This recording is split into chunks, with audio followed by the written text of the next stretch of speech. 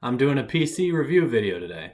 I have a new pre-built gaming PC from CyberPower here, and some of the other YouTube videos out there on these similar pre-built PCs were really helpful for me in my purchasing decision. So I wanted to put something together, and I just like talking about it to give everyone my thoughts and some of the reasons why I bought the PC, what I like about it, what I don't like about it so far after about 3 weeks of ownership. I'll go over the specs, my purchasing decision, why I went pre-built, and why I went with CyberPower here. The games I've played and some of the performance numbers. I'll show a clip here and talk about the temperatures too, because that was a concern of mine. And then also cover how this has been performing for me so far as a new daily driver for gaming, work, YouTube, and whatever else you might use a computer for.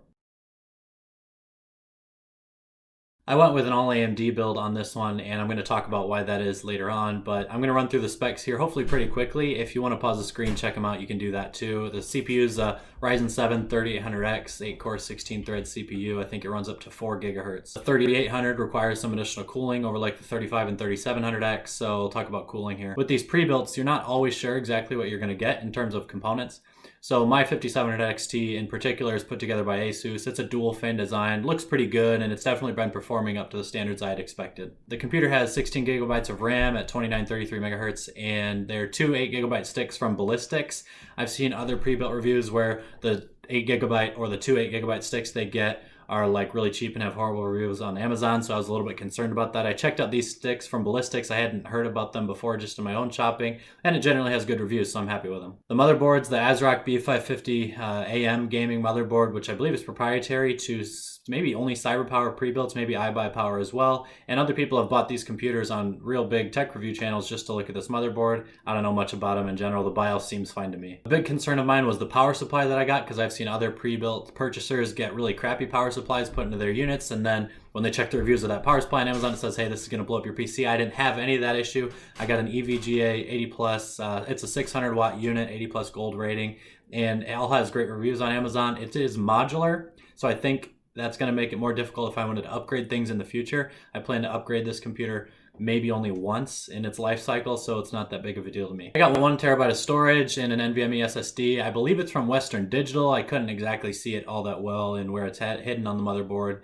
but there's plenty of room in the case for additional hard drives if I want to add them, and I might in the future. Cooling was another big concern of mine. I was really happy to get the liquid cooled option for the CPU, especially because AMD for the 3800X requires some higher beefed up cooling components. If not just a huge fan, then liquid cooling. So I'll report some of those numbers here as well. I was really in the market for a PC for like 6 months, and in that time you certainly could have built one on your own. So I went with a pre-built because I just read a lot of good things about certain pre-builts that people had gotten, and when you buy at a good time and use the right discount codes, which is what I waited to do, you'll actually pay less than the sum of these parts, especially when the new AMD parts were just announced last month like they were when I bought this PC. I feel like I saved myself some effort by having to plug all these things into the case, which I know isn't the worst thing in the world, but actually availability too was an issue around November and December of 2020 if I wanted to buy all these parts separately, mostly the graphics card from AMD.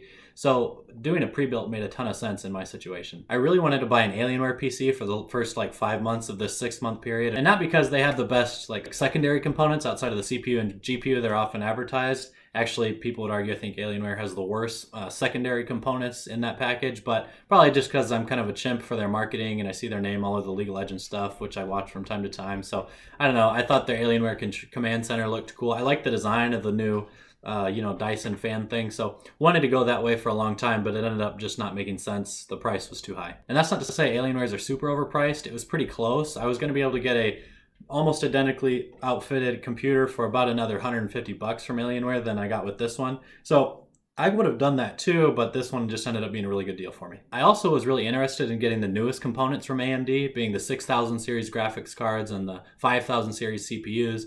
But like I said, as of in November and December of 2020, those are almost impossible to come by. There are a couple pre-built manufacturers. I don't think CyberPower is doing units with them yet. I think iBuyPower is, but you pay a huge premium over what those parts are actually supposed to retail for just because they're so rare, and the pre-built manufacturers who have them are going to charge extra for them. I asked Alienware over and over and over in their customer support logs if they were going to ever have those parts available or when they would, and they said that, they didn't know, or no, they're not going to have them available, or oh yeah, we already have those in our units, when they didn't. So when I was still really set on getting the newest components, I was leaning against buying Alienware. Then reality kind of set in for me, and most of the games I'm playing, like League of Legends, Call of Duty, Doom, I'll talk about here, are running at the highest frame rate possible that my monitor will put out. 165 hertz is what my monitor's set to, even at ultra settings. So buying a beefier graphics card wouldn't help me for the majority of those. It would really only help me in Flight Simulator, and I don't play that game all that often. It wasn't worth the extra $500. Plus, when you buy 2-year-old parts, right when the brand new parts come out, they are going on a big discount for a performance that a year ago this PC would have cost me about $2,000. Just 2 months ago it cost $1,600. I got it on Black Friday for about $1,200 to $1,250. So it was an awesome deal for the performance in my opinion. I did see bad reviews about CyberPower though, for some of the reasons I mentioned earlier. Ramstit's not even plugged in. Power supply, really crappy power supply they outfitted on the unit. So I was a little nervous there, but the overwhelming majority of what I saw was positive, and I've had really only great experiences with my computer so far. Plus, I'm using the keyboard and mouse they sent me. I did have a mouse. It was really old though. They're not anything high quality, but I like them, and I don't know, they're probably a little nicer than what I was using. I really don't care for the whole RGB lighting thing that the whole computer gaming world tends to gravitate towards, so I have them set to white right now. Honestly, usually I just turn the lights off with a little controller that they put in the software of the computer. I don't know, it's not that attractive of a build. There's a ton of empty space in the case, so if you're really into like how your computer is going to look, you should definitely put it together yourself, but for me this was a perfect scenario. I will say though that the cable management on the opposite side of the motherboard is pretty nice, better than what I've seen other people post pictures of online. I got a really good cable managed unit. It has all the ports on the back that I would need, all the ports on the top, and of course the performance and temps have been pretty good too, so I'll talk about those. Another complaint people have had with pre-builds is that they come with a lot of bloatware already installed, which is basically just trying to get you to sign up and buy services. Mine had almost none.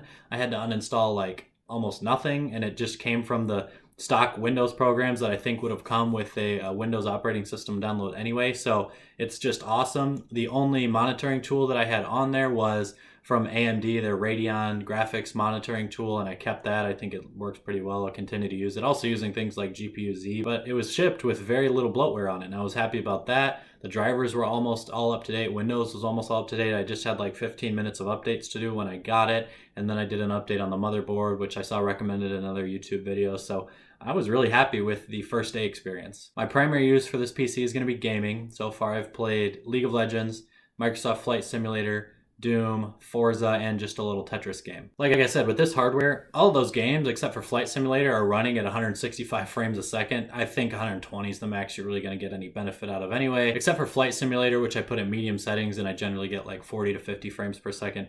But that game's a little bit boring to me anyway, so it's still alright. League's actually pumping out at like 450 frames or something like that. Ridiculous, so I don't think there are any monitors out there that could even display that. And I'm working from home right now, so I can do some of my work on these two screens behind me while I'm using my work computer laptop as another resource. It's helpful for that as well. And then YouTube. I'm not going to say that using this computer over the laptop I had been using for the last 6 years is that much of a increase into my quality of life. Sure, the videos render faster. A 10-minute video used to take me about a half hour to render. Now this one does it in about 5 minutes. But honestly, during that half hour, I would usually get up and like do some dishes or clean up around the house. So it was kind of a good thing for me to have that wasted time anyway. But it is a little bit easier to edit on this thing. It has never lagged while editing, where my laptop did fairly often. And then rendering's, of course, super fast. So let me speak to the CPU and then the graphics card I might want to get in the future, which is the 6800 or 6800 XT, depending on the prices. I didn't need this CPU at all, and I was gonna go with the Ryzen 5 3600X for a long period of time. But like I said, with the super sweet Black Friday deal that this computer went on sale for, having the 3800X, I wasn't going to say no to it. And it also makes me pretty comfortable with the fact that since it can run so much faster than the CPU I was going to get, in the future, if I do decide to upgrade to the 6800 or the 6800 XT GPU, I'll kind of have the CPU power to back that up, whereas with the Ryzen 5 3600X, I feel like CPU could potentially be the logjam in the system in terms of performance at some point. So I'm happy to get more of a CPU than I wanted to. To give you one clip, I'm going to show Doom Eternal. This is on 1440p. I'm running at 165 Hz HDR on, and Ultra Nightmare settings, I believe is what it's called. It's the super highest settings they have, and you can see it's pushing out, in most cases, about 140, 150 frames, and right at 165, which is what my monitor's limit is. In other scenarios, this game looks so cool. I know on YouTube, you're not getting the whole 1440p, 120 FPS. It's probably coming out at 30 FPS. But just take my word for it, I've been playing video games my whole life, and this game is by far the coolest looking game I've ever seen. I'm not all that interested in the Doom series, but it just looks so cool that I can't stop playing it. My temps are usually idling at around 50 degrees Celsius, 50 to 55 really, which I feel like is a little bit high relative to what I've seen some other people's units idle at, but max temps haven't been bad at all. The highest I've ever seen the CPU get up to is about 72 Celsius. And then the highest I've seen my GPU get up to is about 83, but it's normally hovering around 78, 80 when it's under heavy load, either from this game or from Flight Simulator. You can see those 16 threads and the work that each of one of them is doing, and that's another reason why I say I'm kind of happy I got this overpowered CPU, is it just makes having a bunch of tabs open or several programs open while I'm gaming. I was playing Bloons Tower Defense 6 while I was playing League. You know, just stuff like that is, of course, seamless with a CPU of this strength.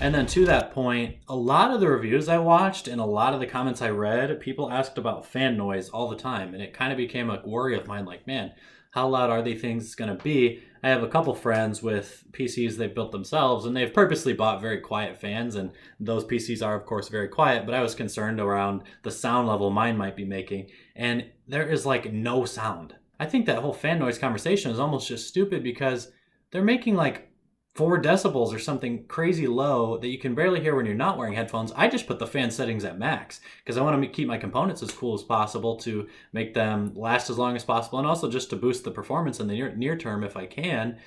And plus, I'm wearing headphones most of the time, so I literally will never hear the fans. Man, they're super quiet. It's really not anything to me to have these fans running at high speed, and it's keeping the system really cool. So I'm happy, totally happy with how the fan setup is, and really with everything on this computer. If you have any questions for me about buying a pre-build or about CyberPower or any specifics to my unit that I have here, of course, leave them in the comments down below. I look at all those, I'll get back to everyone. And as always, thanks for watching.